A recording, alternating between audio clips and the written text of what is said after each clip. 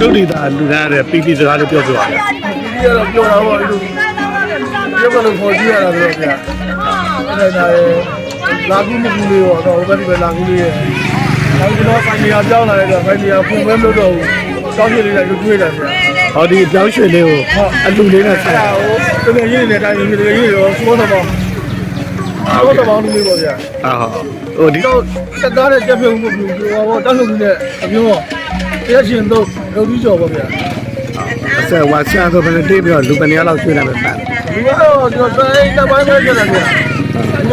လောက်ကြတယ်မင်းတော်လေးကတော့ဒီပကန်းနဲ့မိဘမိသားပါလေးပေါ့ဗျာအားလေးကတော့အမေဆိုဒီဟာတကယ်မှာဆယ်ကြီးနဲ့တွေ့နေ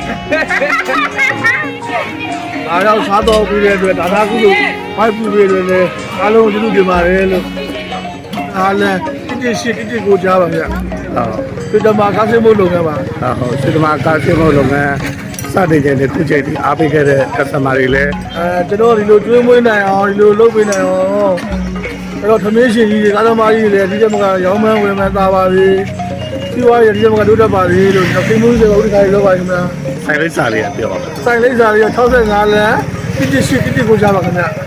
ဟုတ်လားလေဆက်တယ်ပဲဟုတ်နံပါတ်ဆက်တော့ဒီတော့399996နဲ့ကိုသုံးလုံးခွန်ပါ